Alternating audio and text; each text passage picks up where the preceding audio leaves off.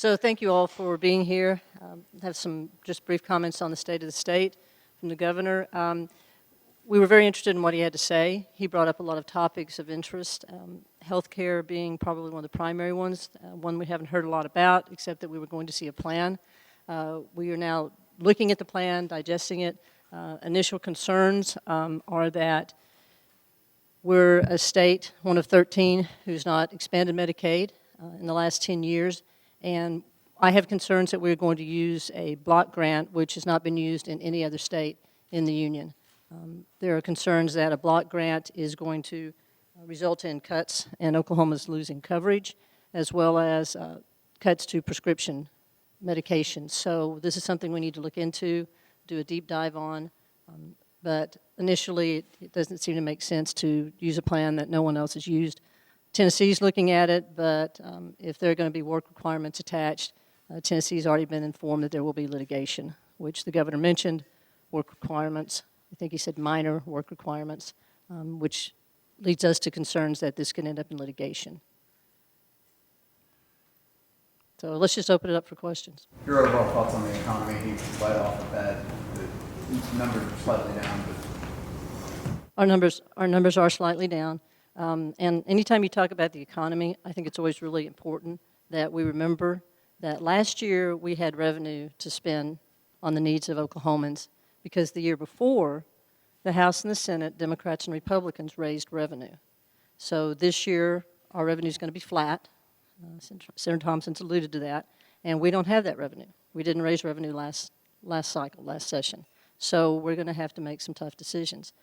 When the governor talks about taking another $100 million and putting it in a savings account, I have concerns about that. My caucus argued against putting $200 million in a savings account last session, and we're going to argue about sending another $100 million. We just have too many needs that have been left unmet by not spending money that we actually have in the bank. What about increasing the cap on the rainy day fund? You proposed increasing from 15 to 30% on certified revenue. Do you at least agree with the philosophy of having more funding set aside for the state now inevitably downturn? I guess the question I always have when that's brought up is, what exactly constitutes an economic downturn? I mean, how bad do things have to get before we use the money that we've got in the savings account for the needs of the people of Oklahoma?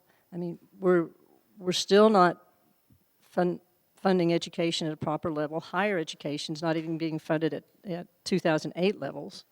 Healthcare has been a huge issue, which we finally have acknowledged by saying we do need to expand Medicaid. So we've got a lot of needs in the state. And if the rainy day fund is there to take up the slack when we have problems, when there are needs that aren't being met, then I think we're already there. Can you talk a little bit about his plan to increase efficiency, save money by consolidating state agencies and finding new streamlined ways of doing things within the agency?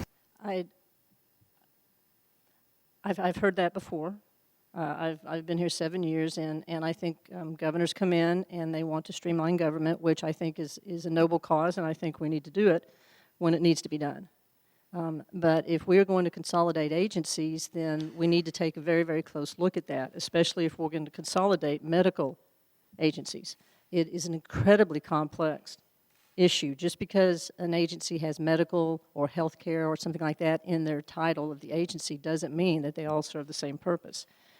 Just one example is the federal funding that we get for a lot of our health services in the state that are administered through these agencies. If we're going to lose funding for one area because it's consolidated with another area, that's just one example of how complicated this can be. So I don't think it's something that we should try to push out in 4 months. I think it needs to be studied. I'm not saying it's a bad idea. I'm just saying that we don't have enough information to know if it's a good idea. What did you think of the governor's request in legislature to use some of the leftover money from last year and some of the revenue stabilization fund to cover any possible lost revenue from It's the situation with the compacts has been very unfortunate. The tribes have been wonderful partners for the state. They're one of the largest employers of the state. And we have gotten to a point with discussions with the tribes that we never had to get to.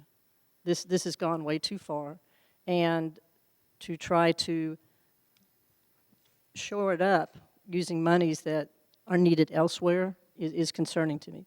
This matter could be handled and taken care of, and it could have been handled before litigation, and now we're in litigation, and frankly, the governor doesn't seem any more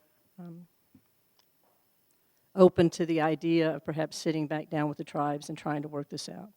Once it got to court, I think we hit a point where it's going to do very serious damage to our long-term relationship with the tribes.